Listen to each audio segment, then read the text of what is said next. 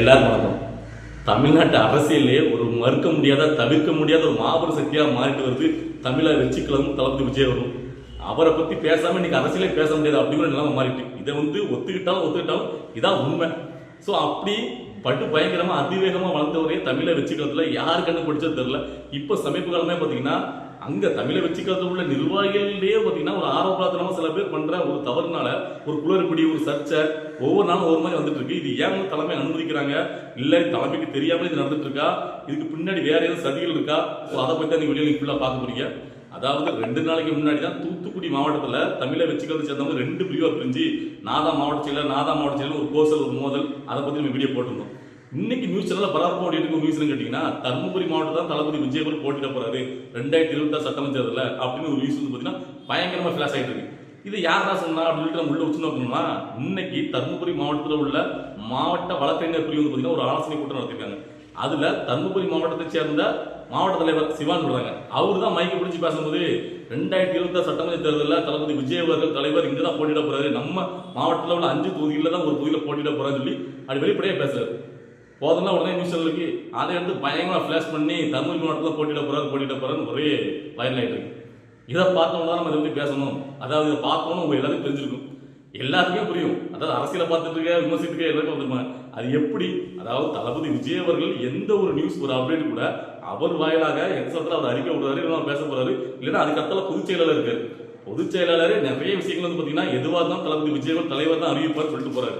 அப்படி இருக்க பட்சத்துல 2026 போட்டியிட போற நீ இடத்த தளபதி விஜய் இப்பவே உங்க மூலமா சொல்லி நீங்க வந்து சொல்றீங்களா? இதெல்லாம் நம்புற மாதிரியா இருக்கு? இல்ல, நீங்க ஒரு பொறுப்புல இருக்கீங்க. தர்மபுரி மாவட்ட தலைவரா உங்களுக்கு தற்கொலையா வந்து இடம் கொடுத்துருக்காங்கன்னா அதை வந்து எப்படி நீங்க வந்து அதை வந்து செயல்படுத்துங்கிறதே உங்களுக்கு தெரியலையே. இப்படியா வந்து சொல்லுவீங்க ஒரு பொதுத்துல? அதாவது உங்களுக்கு வந்து ஒரு ஆசை இருக்கலாம், அது தவறு கிடையாது. தர்மபுரி மாவட்டத்தில் தளபதி விஜய் போட்டியிடலாங்கிற ஒரு ஆசை உங்களுக்கு இருக்கலாம், அது தவறு கிடையாது. ஆனா ஒரு மாவட்ட ஒரு வழக்கறிஞருக்குரிய ஒரு ஆலோசனை கூட்டம் அதுல மைக்க பிடிச்சி போட்டிட்டு அதிகாரப்பூர்வமா சொல்ற மாதிரி சொன்னீங்கன்னா அப்ப வந்து பாத்தீங்கன்னா இது எப்படி நம்ம பார்க்க தோணும்? இது வந்து ஒரு சின்ன விஷயமா உங்களுக்கு தோணலாம். ஆனா நாளைக்கு இப்படி சின்ன விஷயம் வச்சு கேட்காம நீங்களா ஒரு முடிவெடுத்து பேசுற மாதிரியே உங்களுக்கு தோணும் பாக்குறவங்களுக்கு. அதை கேட்டீங்கன்னா என்னப்பா இது, இங்க உள்ளவங்க யாரு வேணா என்ன வேணா பேசலாங்கிற மாதிரி. ஏன்னா ஒரு அதிகாரப்பூர்வ தகவல், நீங்க வேற எந்த தகவல் வேணாலும் நீங்க வெளியிடலாம். அதாவது அப்படின்னா ஒருத்தர் வைக்கிற கருத்துக்கு நீங்க எதிர்பார்க்க கருத்து வைக்கலாம். எங்க கட்சி இப்படி கிடையாதுங்களா, எங்க கட்சியோட கொள்கை அதை பத்தி நீங்க பேசலாம். ஆனா கட்சி தலைவரே போட்டியோட இடத்த நீங்களா வந்து பாத்தீங்கன்னா தர்மபுரியில் தான் போட்டியிட போறது 2026 அப்படிங்கிறது இப்பவே சொல்றதுன்னு பாத்தீங்கன்னா இது நாரியமா எனக்கு தெரியல. அதுக்கு வந்து தலைமை ஏன் வந்து இந்த மாதிரி ஒரு விஷயத்துக்குலாம் வந்து பாத்தீங்கன்னா உங்களை கண்டிக்காம இருக்காங்கன்னு எனக்கு புரியல. ஆனா இது வந்து தவறு. அதாவது பாத்தீங்கன்னா எல்லாருக்குமே தெரியும் அது எப்படி இப்பவே அறிவிப்பாங்க. இன்னைக்கு டைம் இருக்கு. அது மட்டும் இல்ல, அப்படியே அறிவிக்கிறதா அவங்க முடிவு பண்ணியிருந்தா கூட அதை வந்து இப்போ உங்க மூலமா மாவட்டத்துல மூலம் சொல்ல மாட்டாங்க. அது வந்து அதிகாரப்பூர்வமா தளபதி விஜய் அவர்களே அறிவிப்பாரு. அது வரைக்கும் நீங்க பொறுத்திருக்கலாம். அதுக்கு முன்னாடி நீங்க வந்து ஆரோக்கியர்ல பேசுறது இந்த ஏதாவது கழுகுகள் இருக்குல்ல, யாருக்குமே தமிழை வச்சுக்கிறதுல ஏதாவது பாத்தீங்கன்னா நொட்ட சொல்லலாம், அந்த குறை சொல்லலாம், அந்த கட்சியாப்பா அது அவங்க பாட்டை யாரும் அவங்க யாருக்குமே சொல்லிட்டு இருக்காங்க. நிறைய விஷக்கிருமிகள் வந்து பாத்தீங்கன்னா ஏதாவது அவர் பிரச்சனை கேட்க மாட்டாங்கப்பா, உங்க பாட்டு அந்த பசங்க இப்படிதான் பண்ணிட்டு இருப்பாங்க அப்படிங்கிற மாதிரி ஒரு கட்டுப்பாடு இல்லாத ஒரு கட்சி மாதிரி ஒரு பேர் வைக்கிறாங்க. ஏன்னா அப்படிதான் நீங்க நடந்துக்கிறது இருக்கு.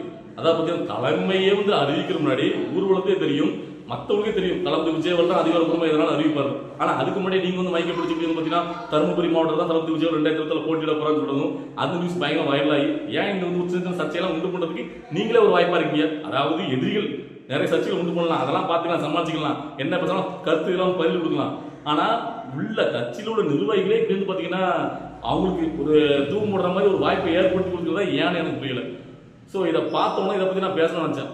அதாவது இன்னைக்கு தான் நான் ஒரு விஷயத்தை பார்த்தேன். ஒரு வழிகட்டுற ஒரு குழு அப்படின்னு சொல்லி ஒன்று அமைச்சிருக்காங்க தமிழை வச்சுக்கிறதுல இருந்து நியூஸ்ல பார்த்தேன். அதாவது பார்த்தீங்கன்னா மூத்த வழக்கறிஞர்கள் இந்த மாதிரி நிறைய படிச்ச, அதாவது அரசியல் ஞானம் உள்ள கொஞ்சம் அறிவுள்ள அவங்கெல்லாம் வச்சு இந்த வழிநடத்தி கொண்டு போறாங்க. அது மட்டும் இல்லாமல் மொத்தம் 120 மாவட்ட செயலாளர் நியமிக்க போறாங்க அப்படிங்கிற மாதிரி நான் படித்தேன்.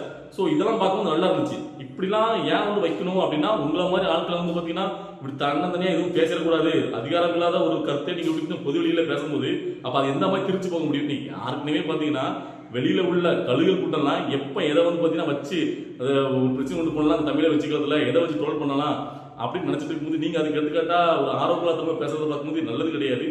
இதை வந்து இனிமேல் மேலே இதை வளர்க்காதீங்க, அதுதான் நான் சொல்லுவேன். அப்படின்னா இது வந்து இன்னைக்கு ஒரு சின்ன விஷயம் கடந்து போயிட்டீங்க அப்படின்னா நாளைக்கு இதே மாதிரி தான் ஒவ்வொரு இதுலையும் பார்த்தீங்கன்னா அதிகாரப்பூர்வ தன்மை இல்லாமல் நீங்கள் ஒன்று பண்ணும்போது அது வந்து தமிழை வச்சுக்கிறது தளபதி விஜய் அவர்களுக்கு தான் வந்து இடத்துல வரும், ஒரு இமேஜ் வந்து இதாகும். ஸோ அது வந்து என்னுடைய கருத்து. அதாவது தமிழக அரசியல தமிழக வெற்றி கழகம் வந்து ஒரு மறுக்க முடியாத ஒரு மாபெரும் சக்தியா அப்படி பயங்கரம் வளர்ந்து வருது. எல்லாரும் வந்து பொறாமப்பட்டு என்னடா இது நம்ம என்னமோ நினைச்சா கட்சி இப்படி வளர்ந்து வருது அப்படின்னு ஆச்சரியப்பட்டு பார்த்துட்டு இருக்காங்க. ஸோ அந்த ஒரு நேரத்துல இந்த மாதிரி வந்து பாத்தீங்கன்னா தேவையில்லாம நிர்வாகிகளே உங்களுக்குள்ள வந்து ஆர்வங்களால வார்த்தைகளை விடாதீங்க. ஸோ வந்து கவனமா செயல்படுங்க, ரொம்ப விழிப்புணர்வு செயல்படுங்க. ஸோ அதுக்காக இந்த பதிவை பார்த்துட்டு இருக்க மக்கள் உங்களுக்கு என்ன தோணுது, நான் சொல்றது சரியா இல்லையா அப்படின்னு கமெண்ட்ல பதிவு பண்ணுங்க. இந்த மாதிரி இன்ட்ரெஸ்டான வீடியோக்கு நம்முடைய நான்கு சப்ஸ்கிரைப் பண்ணுங்க. இந்த வீடியோ பிடிச்சிருந்தா லைக் பண்ணுங்க, ஷேர் பண்ணுங்க.